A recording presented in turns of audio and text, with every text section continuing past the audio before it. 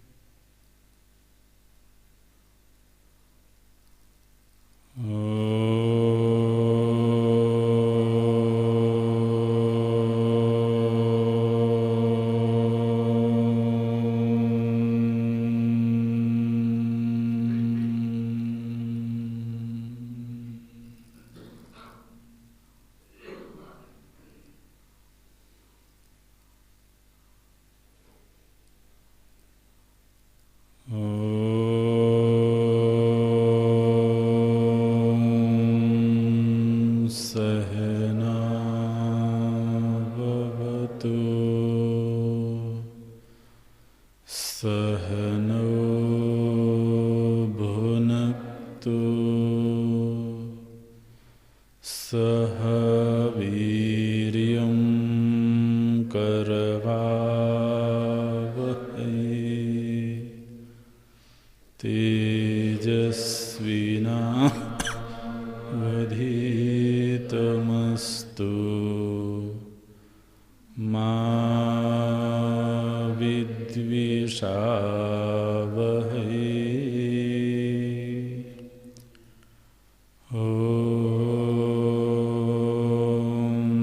शान्तिः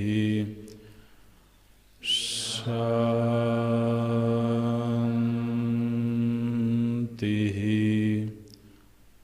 शान्तिः।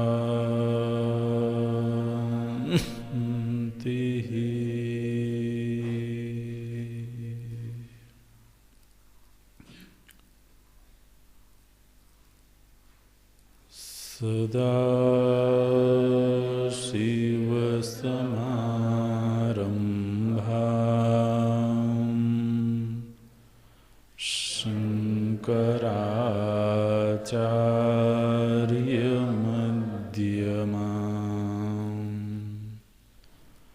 अस्मदाचार्यपर्यन्ताम् वन्दे गुरुपरम्पराम्।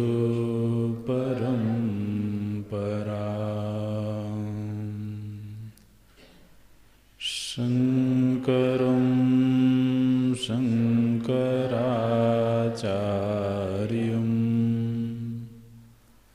केशवं बादरायणं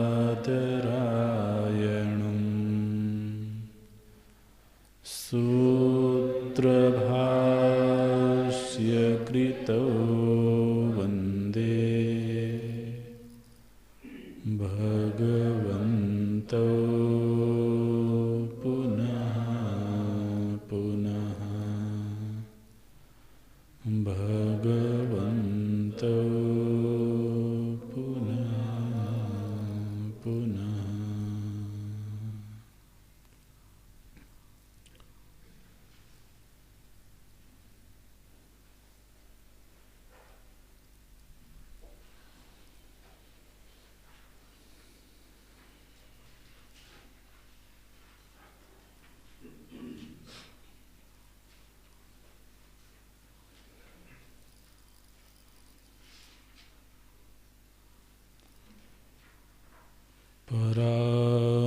पराञ्चिखानि व्यतृणत् स्वयंभूः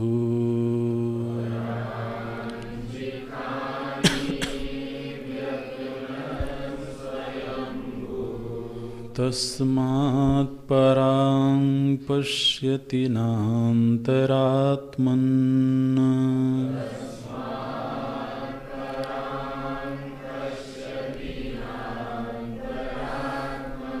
कश्चिद्धीरः प्रत्यगात्मानमैक्षत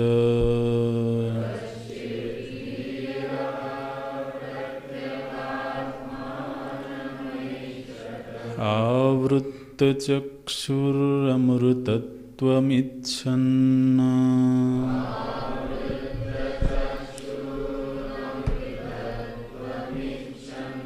पराचः कामाननुयन्ति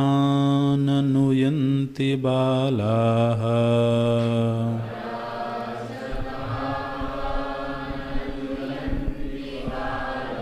ते मृत्योर्यन्ति विततस्य पाशम्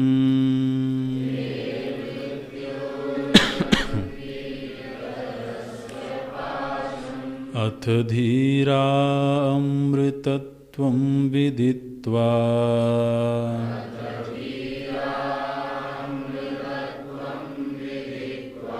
ध्रुवमध्रुवेष्विह न प्रार्थयन्ते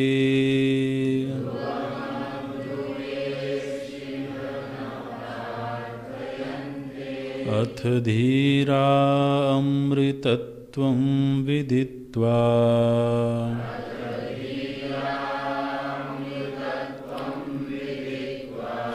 ध्रुवमध्रुवेष्विह न प्रार्थयन्ते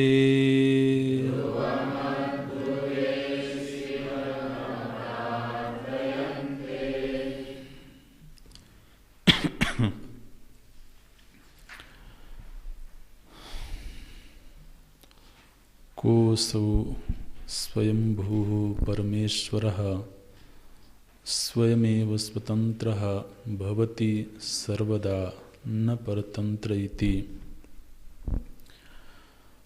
तस्मात् परागरूपान् अनात्मभूतान् शब्दादीन् पश्यति उपलभते उपलब्धा न अंतरात्मानम् इत्यर्थः।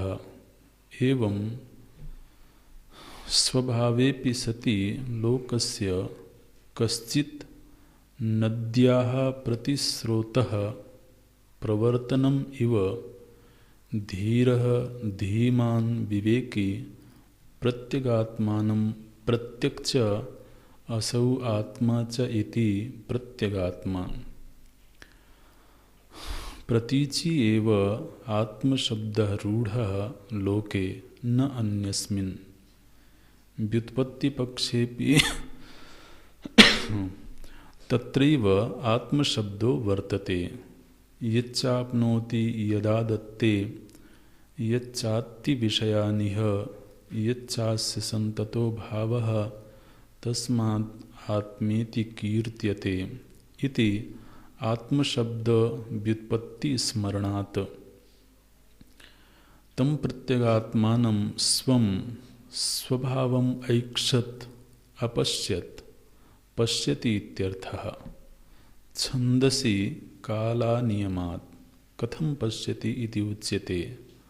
आवृत्तचक्षुः आवृतं व्यावृतं चक्षुः।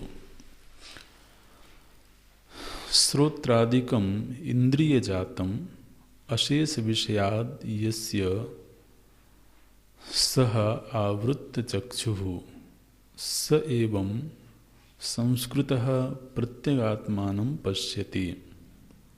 न हि बाह्यविषयालोचनपरत्वं प्रत्यगात्म ईक्षणं च एकस्य संभवति। किमर्थं पुनः इत्थं महता प्रयासेन स्वभावप्रवृत्तिनिरोधं कृत्वा धीरः प्रत्यगात्मानं पश्यति इति उच्यते। अमृतत्वम् अमरणधर्मत्वं नित्यस्वभावताम् इच्छन्न आत्मनः इत्यर्थः।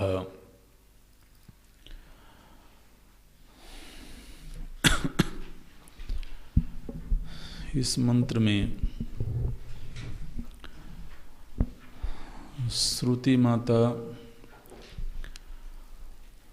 अंतर्मुखता की प्रशंसा करती हैं और अंतर्मुखता की प्रशंसा के ब्याज से मानव की बहिर्मुखता की निंदा करती हैं। तो ये श्रुति का एक निर्णय है, वेद का निर्णय है कि जो व्यक्ति अंतर्मुखी है, अंतर यात्रा में रुचि रखता है, उसका जीवन मंगलमय है। प्राकृतिक रूप से इंद्रियों की बहिर्मुखता है,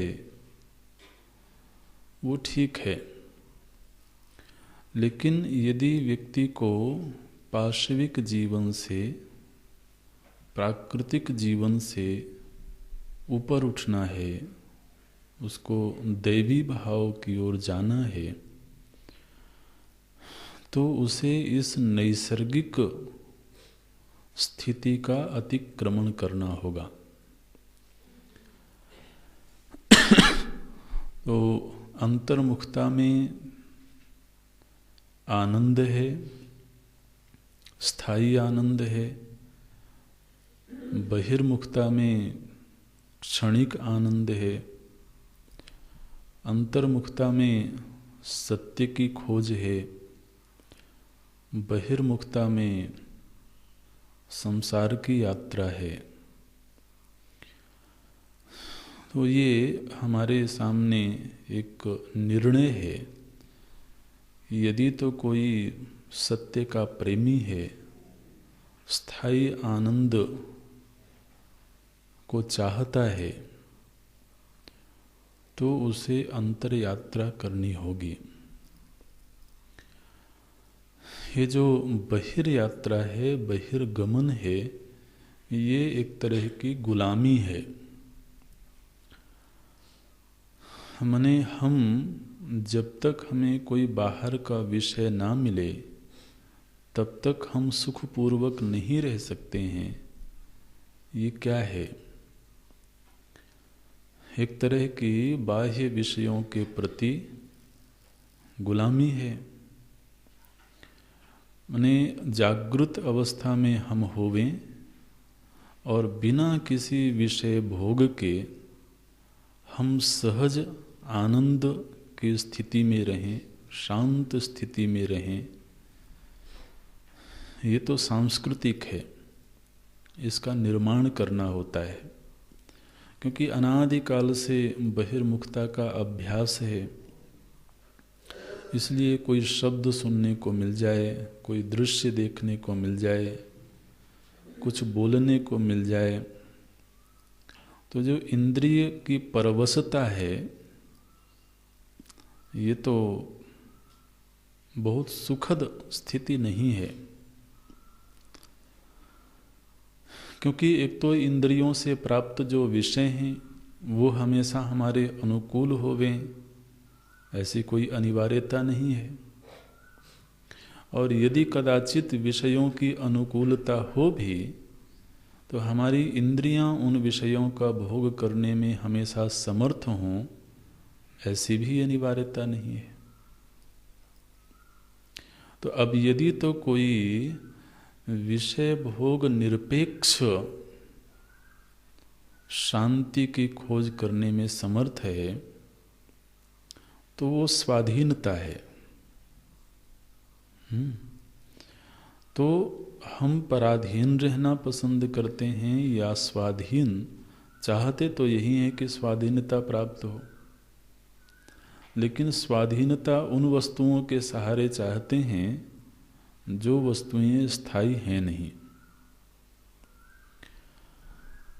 तो जो सत्य का प्रेमी होता है, वह तो अस्थायी चीज़ों में जल्दी से रमता नहीं है।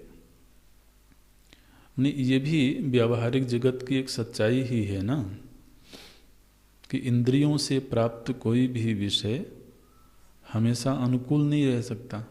ये भी एक सार्वभौम नियम ही है। और इंद्रियां हमेशा तरोताज़ा, हमेशा भोगोन्मुखी रहें, समर्थ रहें, ऐसी भी कोई अनिवार्यता नहीं दिखाई देती है। अब यदि तो जीवन केवल भोग और इंद्रिय परायण ही है, तो निश्चित रूप से फिर उसको स्वाधीनता का सुख तो नहीं मिल सकता है। तो श्रुति ने यह सिद्धांत घोषित किया कि प्रयत्नपूर्वक व्यक्ति को अंतर्मुखी होने का अभ्यास करना चाहिए और बहिर्मुखता की एक तरह से निंदा करिए। भगवान भाष्यकार बोलते हैं कि ये जो बहिर्मुखता का अभ्यास है, ये मानव की हनन है। क्या बोलते हैं? हिंसितवान, मानो कि उसने अपने आप की ही हिंसा कर दी। मैंने आप देखिए इंद्रियों की कैसी साजिश है महाराज। ये इंद्रियां कहने को हमारी हैं, लेकिन हमको हमसे ही जुदा कर देती हैं।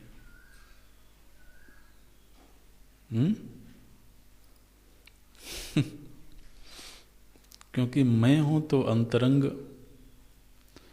और जो विषय हैं वो बहिरंग, वो मैं से पृथक हैं।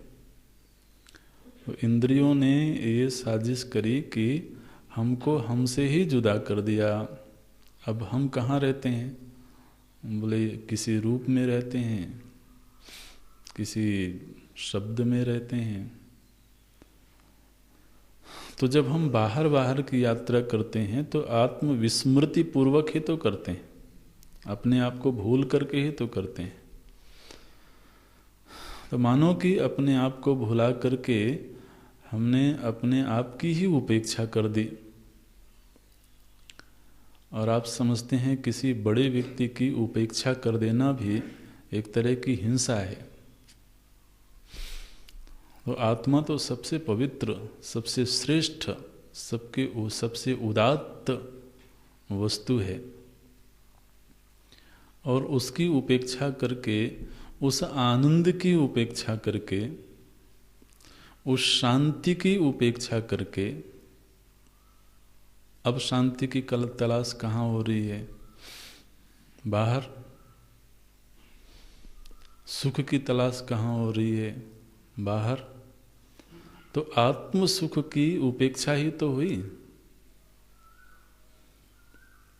प्रभु जी ने अपनी वेदना एक जगह पर व्यक्त करी।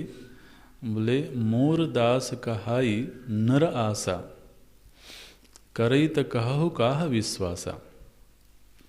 बोलते हैं कि ये दास तो मेरा कहलाता है,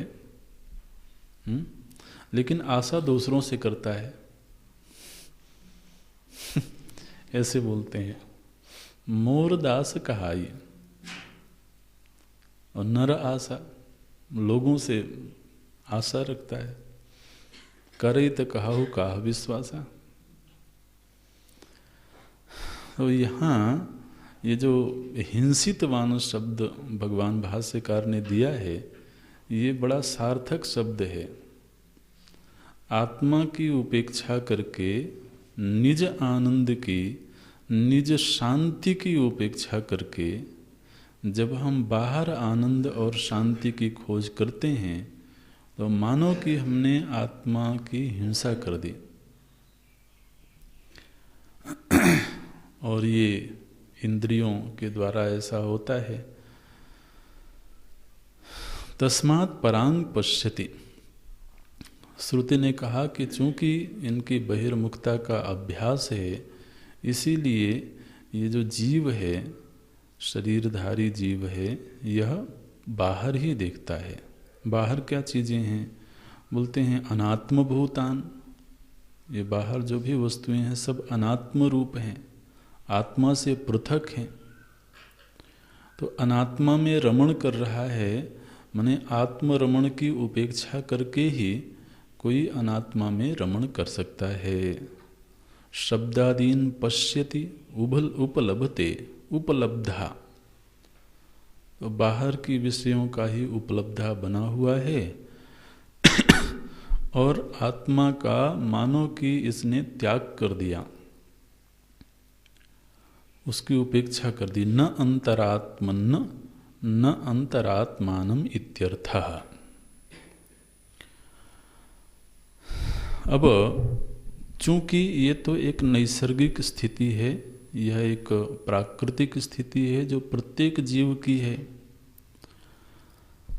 लेकिन इन अनेक जीवों में से कोई ऐसा है जो इस नैसर्गिक व्यवस्था का उल्लंघन करता है।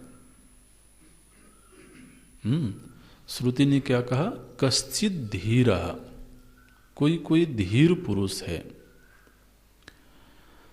कश्चित, कश्चित मने अनेकों में से कोई।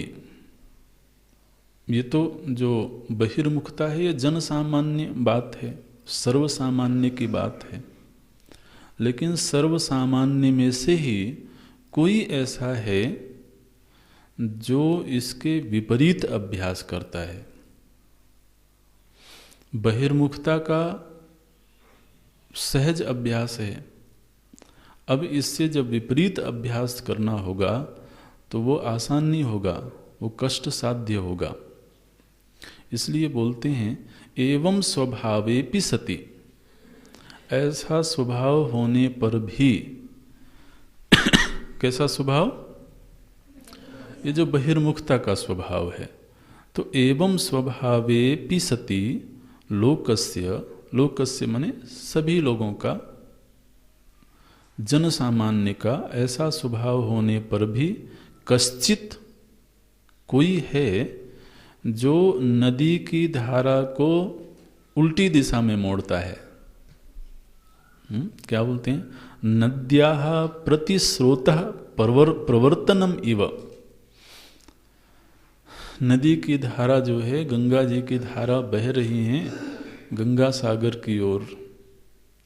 महाराज कोई हिम्मती व्यक्ति है जो उनको अवरुद्ध करके, रोक करके और पुनः गोमुख की ओर बहाना चाहता है।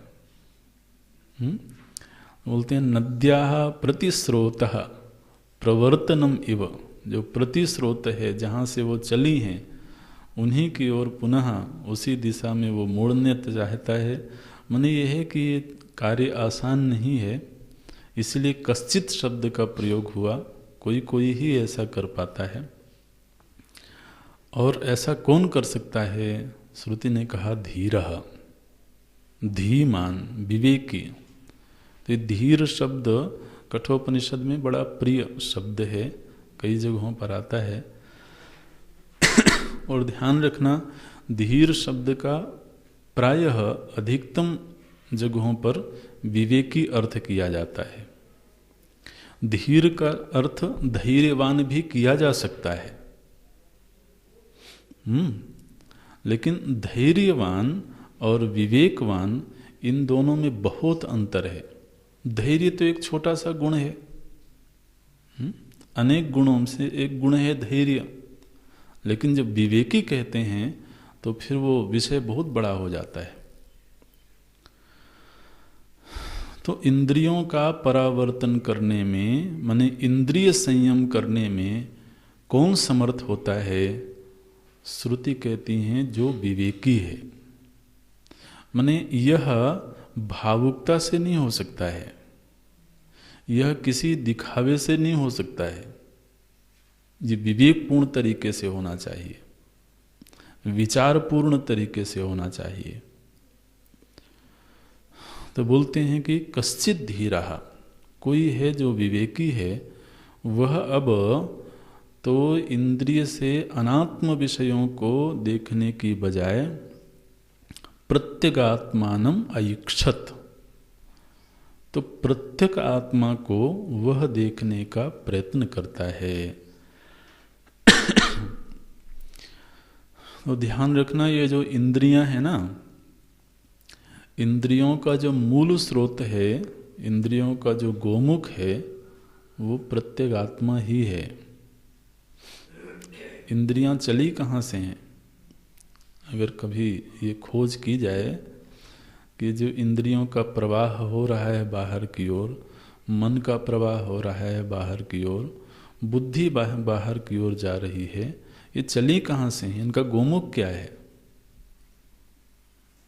तो इंद्रियों के, मन के, बुद्धि के, सभी के गोमुख की खोज की जाए तो प्रत्यगात्मा ही मिलेगी। इसलिए अब ये जहाँ से चली हैं उसी दिशा में यह विवेकी वो प्रवर्तन करता है, उनको मोड़ता है।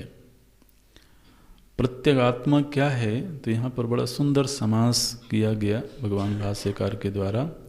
प्रत्यक्ष असौ आत्मा च इति प्रत्यगात्मा, ये सुंदर समास है, इसको अंडरलाइन कर लेना। सामानाधिकरण्य जो समास होता है, एक ही अधिकरण में वो दो शब्द प्रयुक्त होते हैं, उसको बोलते हैं समानाधिकरण्य। तो प्रत्यक्ष असौ आत्मा, प्रत्यक माने जो अंतरंग है और आत्मा है। प्रत्यक्ष असौ आत्मा च माने जो अंतरंग है और आत्मा है, उसको बोलते हैं प्रत्यगात्मा। ये बोलते हैं प्रत्यक्ष असौ आत्मा च।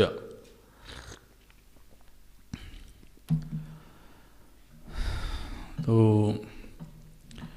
असल में ये जो आत्मा है यह हमेशा अंतरंगता के अर्थ में ही प्रयुक्त होता है। आत्मा शब्द पर यहाँ पर भगवान भाष्यकार ने बहुत सुंदर व्याख्यान दिया है और यह अपने आप में अपूर्व है। इसलिए इस पूरे प्रसंग को बहुत ध्यान से आप समझने की कोशिश करना, ये हर जगह नहीं मिलेगा। आत्मा शब्द का प्रयोग तो सभी श्रुतियों में होता है, सभी ग्रंथों में होता है, लेकिन आत्मा शब्द की व्याख्या जिस रूप में यहाँ पर की गई है वो अपूर्व है। तो बोलते हैं कि प्रतीचि एव आत्म शब्दो रूढ़ा लोके। आत्मा शब्द का प्रयोग जब भी होता है तो वह अंतरंगता के अर्थ में ही होता है। माने दुनिया में भी कोई ये नहीं कहता है कि आत्मा बाहर है। जब भी आत्मा शब्द का प्रयोग होगा तो व्यक्ति का ध्यान किधर जाएगा? भीतर की ओर।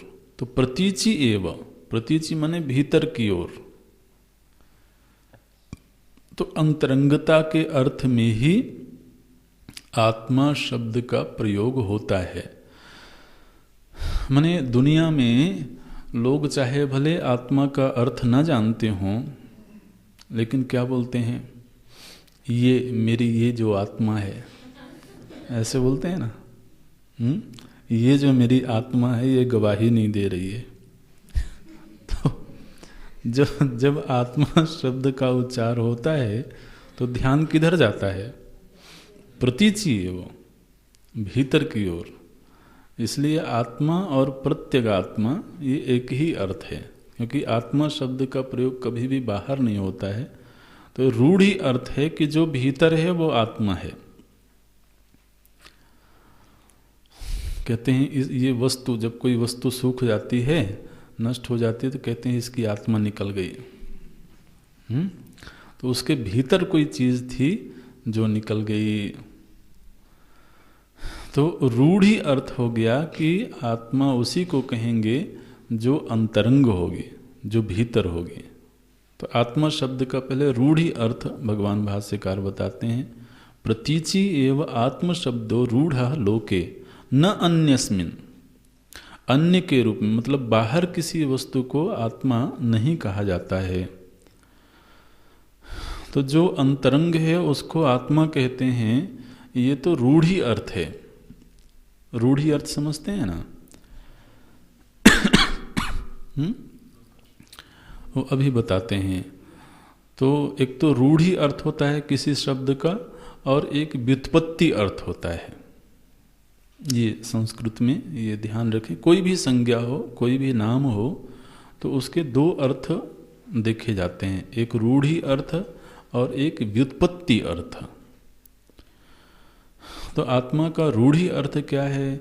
जो बोले जो अंदर है, जो अंतरंग है, वो क्या है, कैसी है, कहाँ है, ये शायद ज़्यादा नहीं मालूम होगा, लेकिन जो भीतर है उसको आत्मा कहते हैं। ये जन सामान्य में भी ये धारणा व्याप्त है। तो ये रूढ़ी अर्थ हो गया। अब बोलते हैं व्युत्पत्ति पक्षेपि तत्रैव आत्म शब्द वर्तते। और आत्मा शब्द की जब व्युत्पत्ति करते हैं तो व्युत्पत्ति के अर्थ में भी आत्मा वही है जो अंतरंग है। व्युत्पत्ति अर्थ में भी अंतरंग वस्तु को ही आत्मा कहते हैं। व्युत्पत्ति अर्थ क्या है? तो आगे एक स्मृति का श्लोक उद्धृत करते हैं। आत्मा शब्द की व्याख्या में यह एक प्रामाणिक श्लोक है, इसलिए आप इस पूरे श्लोक को अंडरलाइन कर लेना और इसको याद कर लेना। ये बड़े महत्व का श्लोक है आत्मा की व्याख्या के संदर्भ में।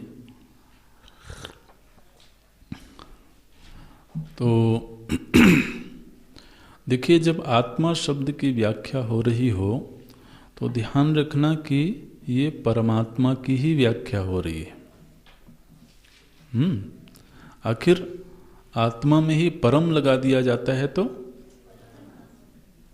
तो ये कभी भी नहीं सोचना कि आत्मा की व्याख्या अलग है और परमात्मा की व्याख्या अलग है। अच्छा, रूढ़ी अर्थ और व्युत्पत्ति अर्थ किस तरह से है? तो देखिए, जैसे पंकज, ये पंकज एक संज्ञा है, एक नाम है। पंकज का अर्थ क्या है? कमल। अब पंकज का अर्थ जो कमल है, यह पंकज का रूढ़ी अर्थ है। ठीक है, ये पंकज शब्द का रूढ़ी अर्थ है।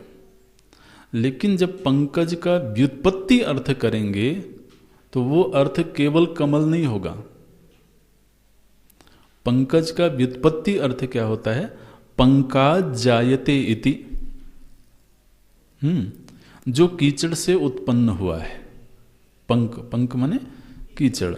तो पंकाज जायते इति पंकजः, जो कीचड़ से उत्पन्न हुआ है। तो अब कीचड़ से केवल कमल ही उत्पन्न होता है क्या? तो अब कीचड़ से उत्पन्न होने वाली सारी वस्तुओं को पंकज कहा जाएगा। ठीक है, ये व्युत्पत्ति अर्थ है। जैसे जलज, ये भी जलद माने जलाद जायते, जल से जो उत्पन्न हुआ है। तो अब जलज शब्द का रूढ़ी अर्थ हो गया कमल। तो अब ये जो रूढ़ी अर्थ हुआ, माने बहुत दिनों तक अभ्यास करते करते एक शब्द का अर्थ निश्चित हो गया कि यही अर्थ है, वो रूढ़ हो गया, पक्का हो गया, जम गया। लेकिन जब आप उसकी व्युत्पत्ति अर्थ खोजेंगे तो जलद, अब जलज में तो बहुत सारी चीजें, जल से केवल पंकज, जल ही, वो कमल ही थोड़ी उत्पन्न होता है। तो जल से शैवाल भी उत्पन्न होता है। तब कोई कहे कि भाई ऐसा करो कि अभी पूजा करना है तो जलज ले आओ। तब वो बड़े विद्वान महात्मा थे, उन्होंने कहा भाई जलज का अर्थ तो और भी चीजें होती हैं। व्युत्पत्ति अर्थ की ओर गया तो कमल लाने की बजाय, तो रूढ़ी अर्थ और व्युत्पत्ति अर्थ में फर्क आपको समझ में आ रहा होगा। तो आत्मा उसको कहते हैं जो अंतरंग है, ये रूढ़ी अर्थ है। लेकिन जब व्युत्पत्ति अर्थ करेंगे तो व्युत्पत्ति अर्थ में भी आत्मा का अर्थ वही होगा जो अंतरंग है। व्युत्पत्ति अब करते हैं। व्युत्पत्ति माने क्या होता है कि उस शब्द में धातु कौन सी है, उस धातु का अर्थ क्या है, उसमें कौन सा उपसर्ग लगा हुआ है, उस उपसर्ग का क्या अर्थ है, कौन सा प्रत्यय लगा हुआ है, ये सारा जो चिंतन है ये उस शब्द का व्युत्पत्ति अर्थ होता है। तो यहाँ पर भगवान भाष्यकार एक स्मृति का श्लोक उद्धृत करते हैं, तस्माद् आत्मा इति कीर्त्यते। आत्मा उसको कहते हैं। बहुत सुंदर आत्मा का लक्षण यहाँ पर दिया गया है। बोलते हैं यच्च आपनोति, एक एक शब्द को देखना ध्यान से। यच्च आपनोति, यत् आदत्ते, यच्च अति विषयान इह, यच्च अस्य संततो भावः तस्माद् आत्मा इति कीर्त्यते। 4 लक्षण दिए गए हैं। आत्मा किसको कहते हैं? बोलते हैं यच्च आपनोति। आपनोति माने व्यापनोति, जो सभी को व्याप्त करता है। पहला लक्षण आत्मा का दिया गया। आत्मा वो वस्तु है जो सभी को व्याप्त करता है। फिर दूसरा लक्षण देते हैं यद आदत्ते, जो सभी को ग्रहण करता है। दूसरा लक्षण दिया गया यद आदत्ते, जो सभी को ग्रहण करता है उसको आत्मा कहते हैं। फिर बोलते हैं यच्च अति विषयान इह, जो यहाँ पर विषयों का उपभोग करता है। अति, अति माने भोग करना। यच्च अति विषयान इह, तीसरा लक्षण हो गया। चौथा लक्षण करते हैं यच्च अस्य संततो भावः, जिसका सतत भाव है, जिसकी सतत विद्यमानता है, उस वस्तु को आत्मा कहते हैं। यच्च अस्य संततो भावः तस्मात् आत्मा इति कीर्त्यते। तो अब इन लक्षणों पर चिंतन होना चाहिए, इनका अनुसंधान होना चाहिए। पहला लक्षण क्या दिया गया? जो सभी को व्याप्त करता है उसको आत्मा कहते हैं। अब देखिए, उद्देश्य, लक्षण, परीक्षा च। तो उद्देश्य माने नाम, तो नाम हो गया आत्मा। लक्षण क्या किया गया? जो सभी को व्याप्त करता है उसको आत्मा कहते हैं। अब इसका परीक्षण किया जाए तो इस पर ऐसे चिंतन करना होगा कि प्रमाण विचार के समय पर आप अगर फिर से याद कर सकें तो वहाँ पर जब प्रत्यक्ष प्रमाण की चर्चा हो रही थी तो प्रत्यक्ष प्रमाण की प्रक्रिया में वेदांत की क्या व्याख्या है ये बताया गया था। कितने लोग याद कर पा रहे होंगे हम कह नहीं सकते। प्रमाण विचार तो हुआ है ना? अच्छा, उसमें प्रत्यक्ष प्रमाण की चर्चा हुई है। प्रत्यक्ष प्रमाण की वेदांत की क्या व्याख्या है? कोई बोल सकता है?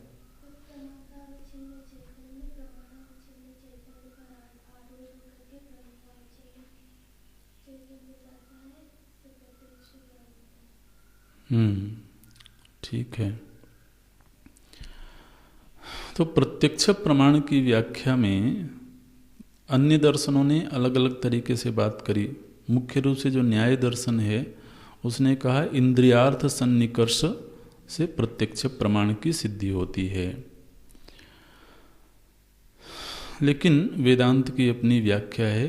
मैंने उस समय चर्चा ये हुई थी कि जो मन है वह इंद्रिय रूपी प्रमाण पर आरूढ़ होकर के, जब न्याय दर्शन की चर्चा हो रही थी, विषय देश में जाता है और वहाँ विषय को व्याप्त करता है, और फिर वह जो विषयाकार वृत्ति है उस वृत्ति में चेतन प्रतिबिंबित होता है। वेदांत सार का जब अध्ययन हो रहा था उस समय भी चर्चा हुई थी। तो पहले वृत्ति व्याप्ति होती है, फिर फल व्याप्ति होती है। तो वृत्ति व्याप्ति माने क्या? जब मन की वृत्ति किसी भी विषय को अपने घेरे में ले लेती है तो वो वृत्ति विषयाकार हो गई। अब वह जो विषयाकार वृत्ति है उसमें चेतन का प्रकाश पड़ा, तब वह वृत्ति जानी गई। तो हमारे जो ज्ञान की प्रक्रिया है वो इस तरह से घटित हो रही है। निरंतर जो हम विषयों को जान रहे हैं, जानने की प्रक्रिया ही यही है कि वृत्ति पहले उस विषय को व्याप्त करती है। व्याप्त करती है मैंने समझ रहे ना, वृत्ति उस विषय का आकार धारण करती है, और तदाकार जो वृत्ति है उसमें चैतन्य का प्रकाश पड़ता है, और फिर हमें ये ज्ञान हुआ कि मैंने इस व्यक्ति को जान लिया, मैंने इस वस्तु को देख लिया। तो जितनी भी ज्ञान की प्रक्रिया हमारे भीतर घटित हो रही है उसका तरीका यही है। अब वेदांत ने क्या कहा कि केवल इंद्रिय या केवल वृत्ति से बात नहीं बनती है। चूंकि समूचा जगत, चाहे वो विषय हो, चाहे इंद्रिय हो, चाहे मन हो, ये सब के सब एक आत्म वस्तु से ही बने हुए हैं। सभी का मूल कारण आत्म वस्तु ही है। इसलिए जो प्रमातावच्छिन्न चैतन्य है, ये शब्द हम समझते हैं कि आपके लिए अपरिचित नहीं होने चाहिए। तो जो प्रमातावच्छिन्न चैतन्य है वह प्रमाणावच्छिन्न चैतन्य पर आरूढ़ होकर के प्रमेयावच्छिन्न चैतन्य से एक रूप होता है। तो चेतन तीनों जगहों पर है। प्रमाता भी चेतन है, प्रमाण रूप जो इंद्रियां हैं वो भी चेतन है, और जो प्रमेय है, प्रमेय माने विषय, वो भी चैतन्य है। तो प्रमाता रूप चैतन्य और प्रमेय रूप चैतन्य, इन दोनों का ऐक्य हुआ, और बीच में भूमिका थी प्रमाण की। तो जो प्रमातावच्छिन्न चैतन्य है उसने प्रमेय को व्याप्त किया, अपने दायरे में लिया, ठीक है, तभी उस वस्तु का ज्ञान होता है। तो इस तरह से ये जो आत्मा है, जो प्रत्येक आत्मा है, यह किसी वस्तु का ज्ञान प्राप्त करती है जब वह उसको अपने घेरे में ले लेती है। अब हम क्या कहते हैं कि वृत्ति ने इस विषय को जाना। अरे भाई, वृत्ति क्या है? नहीं, वृत्ति जो है वो तो एक विषयाकार रूप है। हमने कहा कि हमने इस घड़ी को जाना, कब जाना? जब घड़ी के आकार की वृत्ति बनी, ठीक। तो घड़ी के आकार की जब वृत्ति बनी तब घड़ी को जाना गया। अच्छा, ये घड़ी के आकार को धारण किसने किया? चेतन ने घड़ी का आकार धारण किया। अच्छा, जब किसी विशेष आकार की वृत्ति नहीं बनी थी तब वृत्ति का स्वरूप क्या था? वृत्ति तो तब कहा हमने जब कोई आकार बन गया। जब कोई आकार नहीं बना है उस समय वृत्ति का स्वरूप क्या है? उस समय वो चेतन मात्र है। ठीक है, तो चैतन्य रश्मियों ने, चेतना की रश्मियों ने जब किसी वस्तु को व्याप्त किया तभी वो आकार हमारे भीतर आया और हमने उसका ज्ञान प्राप्त किया। तो इस तरह से जो हमारी पूरी ज्ञान की प्रक्रिया चल रही है वह चैतन्य की व्याप्ति के आधार पर ही चल रही है। तो चाहे रूप का ज्ञान हो, चाहे शब्द का ज्ञान हो, चाहे स्पर्श का ज्ञान हो, जितने भी विषयों का ज्ञान है उन सभी के ज्ञान की जो वृत्ति है उसमें एक तो प्रमेय है। वृत्ति में दो चीजें हैं। एक तो वो प्रमेय है जिसका आकार धारण किया, वो आकार है, और दूसरा चैतन्यता है। तो चैतन्य और प्रमेय का आकार, इन दोनों का जब संयोग हुआ तभी हमें एक ज्ञान वृत्ति की प्राप्ति हुई। तो इस अर्थ में आत्मा समूचे विषयों को व्याप्त कर रही है, ये पहला लक्षण है। माने जिसकी व्याप्ति के बिना किसी भी विषय का ज्ञान नहीं हो सकता है उसको आत्मा कहते हैं। निष्कर्ष क्या निकला? जिस चैतन्य वस्तु की व्याप्ति के बिना किसी भी वस्तु का ज्ञान नहीं हो सकता है। ध्यान रखना, प्रमेय अनेक होंगे, चैतन्यता अनेक नहीं है। एक प्रमेय की वृत्ति बनी, दूसरी वृत्ति दूसरे प्रमेय की बनी, तीसरी वृत्ति तीसरे प्रमेय की बनी। तो प्रमेय तो वहां पर बदल रहे हैं और इसीलिए वृत्तियों में बदलाव मालूम पड़ रहा है। वृत्तियों में जो निरंतर बदलाव है, निरंतर प्रवाह है, वह चैतन्यता की वजह से नहीं है, वह प्रमेयों की विविधता की वजह से है। तो अब जो भी वृत्ति है उस वृत्ति में एक तो विषयाकारता है और दूसरा चैतन्यता है, और चैतन्यता ने ही विषयाकारता को धारण किया हुआ है। मानो कि चैतन्य ने विषय को व्याप्त कर लिया, अपने आगोश में ले लिया।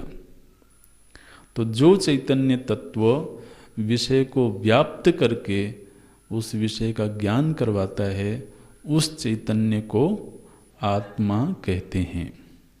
ये पहला लक्षण हुआ। अब ये लक्षण हमको प्राप्त हुआ, अनुसंधान हमें करना है। अब चूंकि ये चैतन्यता भीतर है इसलिए भीतर ही जाकर के अनुसंधान होगा। दूसरा लक्षण सुनो क्या दिया गया? यद आदत्ते, जो चैतन्य तत्व, जो करके बता रहे हैं, यत यत यत। अब जो है वो हमारे खोज का विषय है,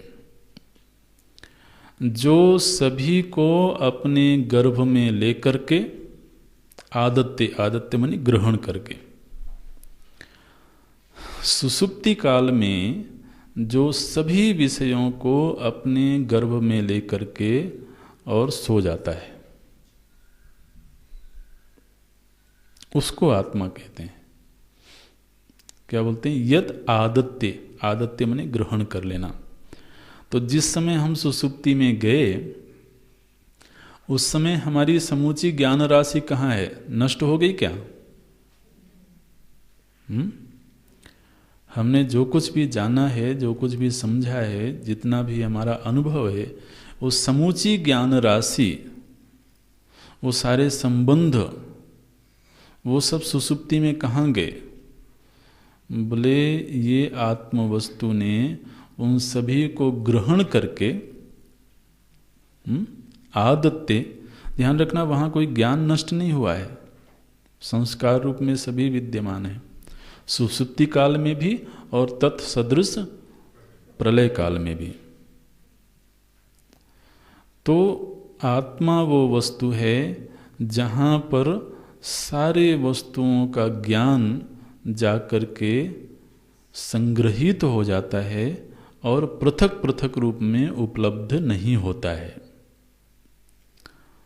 उसको आत्मा बोलते हैं। यच्च आदत्ते, अभी खोज का विषय है कि सुषुप्ति में सारी चीज़ें कहाँ जा कर के समा जाती हैं, मेरे अपने व्यक्तित्व का ज्ञान भी कहाँ जा कर के समा जाता है, जहाँ जा कर के समाहित होता है उसको आत्मा कहते हैं।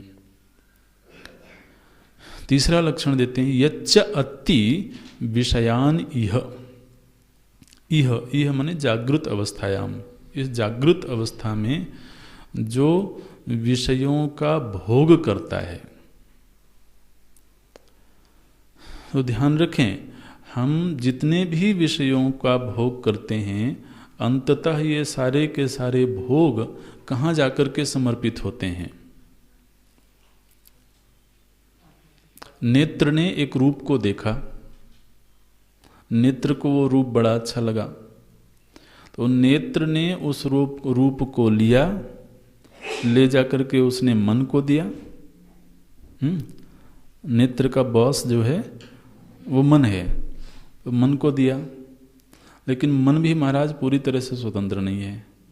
मन ने उस विषय को ले जा करके प्रभु जी के चरणों में समर्पित कर दिया। जो भोगता है, जो आत्मा है, तो इस तरह से मन के द्वारा लाई हुई प्रत्येक भोग सामग्री अंततः समर्पित कहाँ होती है? भोक्तारम यज्ञ तपसाम सर्वलोक महेश्वरम। गीता जी में प्रभु जी ने कहा कि भोक्ता मैं ही हूं। सर्व यज्ञ, समस्त यज्ञों का उपभोग अंततः कर कौन रहा है? बोलते हैं जीव बन करके मैं ही सारे भोगों को ग्रहण कर रहा हूं, ये बोलते हैं। तो समस्त विषयों की प्राप्ति अंततः कहाँ जाकर के समर्पित हो रही है? वो आत्म वस्तु में जाकर के समर्पित हो रही है। तो यच्च अति विषयान इह, अति अति माने भूंगते, जो भोग करता है। और फिर चौथा लक्षण देते हैं यच्च अस्य संततो भावः। यच्च अस्य संततो भावः माने जिसका सतत भाव है, जिसका कभी भी किसी भी काल में, किसी भी वस्तु में और किसी भी स्थान विशेष में अभाव नहीं होता है। अब आप देखिए, इसको कुछ आचार्यों ने, संतों ने ऐसे जोड़ करके देखा कि जो पूर्व के 3 लक्षण हैं, यच्च आपनोति, यच्च आदत्ते, यच्च अति विषयानिह, ये 3 अवस्थाओं के संदर्भ में है। तो यच्च आपनोति ये स्वप्नावस्था के संदर्भ में, स्वप्नावस्था में समस्त विषयों का आकार उसने ही धारण किया है, सभी को व्याप्त उसने किया। स्वप्नावस्था में कोई भौतिक प्रपंच नहीं है। जो भी स्वप्न जगत है उस सभी को व्याप्त किसने किया हुआ है? आत्मवस्तु ने। फिर यच्च आदत्ते, ये सुसुप्ति अवस्था में, जिसने सभी को अपने गर्भ में ले लिया है। और यच्च अति विषयानिह, यह जागृत अवस्था में। तो स्वप्नावस्था, सुसुप्ति अवस्था और जागृत अवस्था, तीनों ही अवस्थाएं एक दूसरे से पृथक हैं। तीनों ही अवस्थाओं का एक दूसरे से व्यावर्तन होता है। लेकिन एक ऐसी वस्तु है जो तीनों ही अवस्थाओं में सतत है। तो बोलते हैं यच्च अस्य संततो भाव। वो कौन सी वस्तु है जो तीनों अवस्थाओं में सतत है? यच्च अस्य संततो भावः तस्माद् आत्मा इति कीर्त्यते। ये आत्म शब्द का व्युत्पत्ति अर्थ है। ये लक्षण हमारे सामने भगवान भाष्यकार ने रखा। ये हमारा कर्तव्य है कि इन लक्षणों का हम अनुसंधान करें और वहाँ तक पहुँचने की कोशिश करें। इति आत्मशब्द व्युत्पत्ति स्मरणात् तम प्रत्यगात्मानं स्वम स्वभावम ऐक्षत। ऐसी जो आत्मवस्तु है, इस आत्मवस्तु को जो देखता है, ऐक्षत, ऐक्षत शब्द असल में भूतकालवाचक है। तो भगवान भाष्यकार यहाँ पर बोलते हैं कि यहाँ पर काल का नियम लागू नहीं होता है। जो भी छांदस प्रयोग होते हैं वो इसने केवल भूतकाल में ही आत्मा को इस रूप में देखा ऐसा नहीं, बल्कि वर्तमान में भी देख सकता है, भविष्य में भी देख सकता है। तो क्रिया वहाँ भूतकाल की दिखाई गई है। तो भगवान भाष्यकार स्पष्ट कर छंदसी काला नियमात, जो छंद में माने वेद में काल का कोई नियम ऐसा लागू नहीं होता है। तो प्रत्यगात्मानं पश्यति, ये श्रुति ने कहा। कथम पश्यति, भगवान भाष्यकार प्रश्न करते हैं कैसे देखता है वो। इति उच्यते आवृत्त चक्षुः, अपने चक्षुओं को आवृत्त करते, आवृत्त करते माने व्यावृत्त चक्षुः। व्यावृत्त चक्षुः माने क्या, श्रोत्रादिकम इंद्रिय जातम अशेष विषयात अस्य सह आवृत्त चक्षुः। माने ये उस व्यक्ति का विशेषण है जिसने विषयादि, जो श्रोत्रादि इंद्रियों से प्राप्त होने वाले विषय हैं, उन विषयों से अपने इंद्रियों को समेट लिया।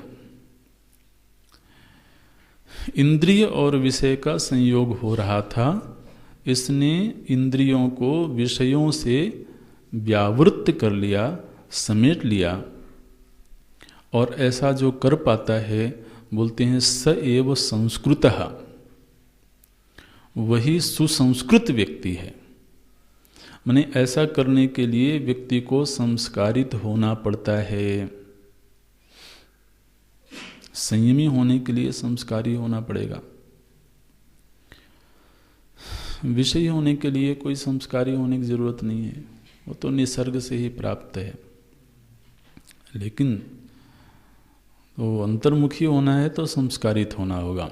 इसलिए बोलते हैं स एवं संस्कृतः प्रत्यगात्मानं पश्यति। ऐसा जो सुसंस्कृत जीव है वही प्रत्यगात्मा को देखता है। आगे का जो वाक्य है बड़ा सुंदर है, इसको भी आप अंडरलाइन कर सकते हैं। बोले देखो भाई, हम दो टूक बात करते हैं हम बिल्कुल खुले शब्दों में बात करते हैं, स्पष्ट बात करते हैं। व्यक्ति अगर दो नावों में पांव रखने की कोशिश करेगा, कहीं नहीं पहुंचेगा। क्या बोलते हैं, नहीं बाह्य विषयालोचन परत्वम प्रत्यगात्म ईक्षणम च एकस्य संभवति।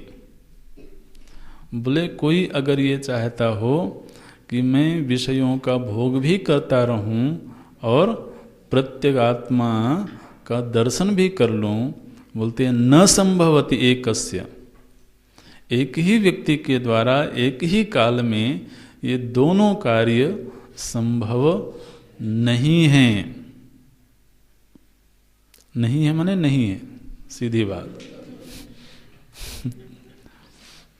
तो इसलिए यहाँ कोई समझौतावादी बात नहीं है, कोई समन्वय वाली बात नहीं है कि नहीं जी दोनों को साथ में लेकर के चलेंगे।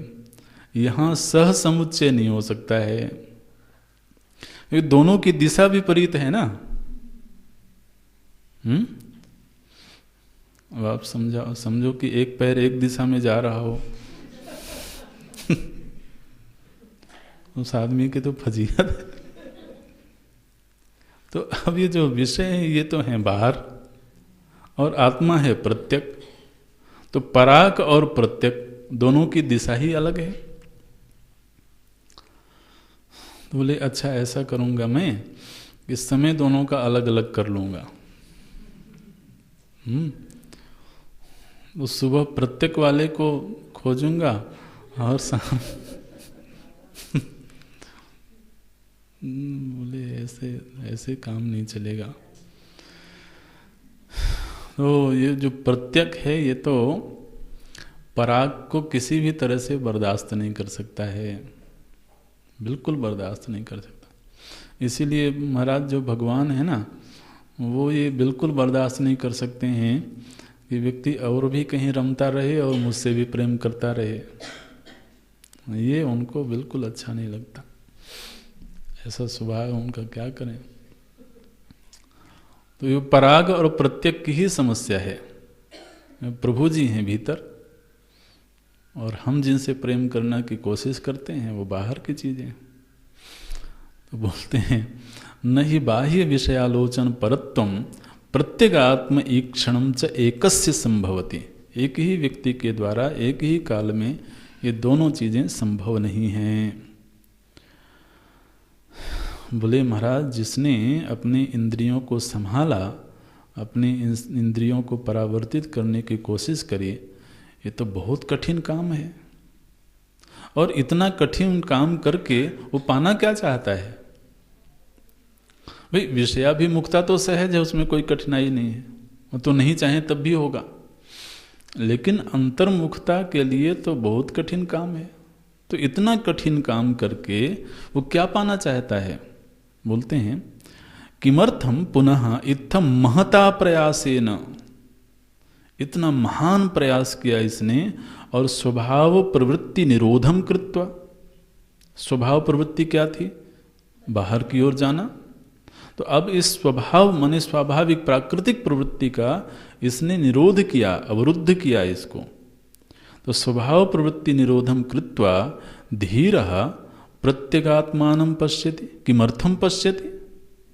किमर्थम पीछे से आएगा कि वो प्रत्यगात्मा को क्यों देखना चाहता है इतना महत प्रयास करके।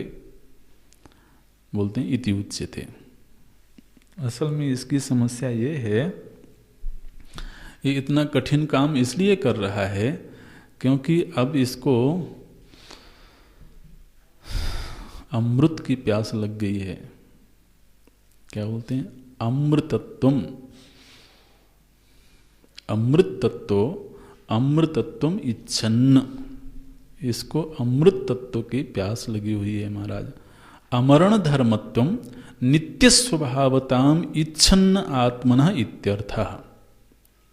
अब उसकी निज इच्छा ये हो गई है कि उसको अमृतत्व चाहिए, और अमृतत्व है घट में। इसलिए अब वो घट में प्रविष्ट होना चाहता है, बाहर से काम बनता नहीं है उसका। तो चूंकि ये अमृतत्व की इच्छा प्रबल हो गई है, इसलिए इस इच्छा की पूर्ति के लिए ही वह स्वभावजन्य जो प्रवृत्ति है उसका निरोध करता है। ये प्रश्न उठा करके श्रुति ने क्या कहा था? आवृत्त चक्षु अमृतत्वम इच्छन्न।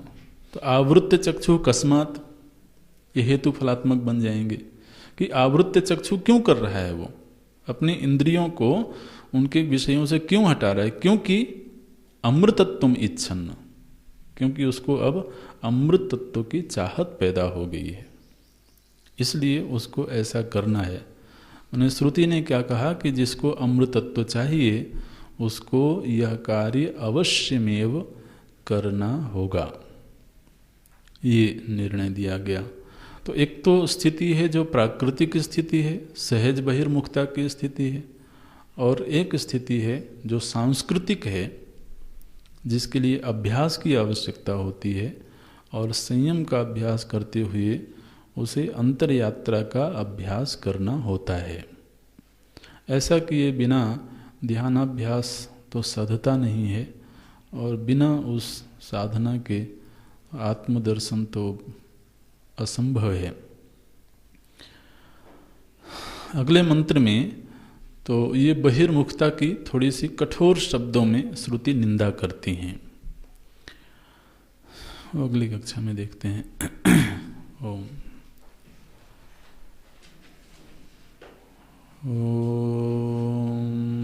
पूर्णमदः पूर्णमिदं पूर्णात् पूर्णस्य पूर्णमादाय पूर्णमेवावशिष्यते। ॐ शान्ति शान्ति शान्तिः।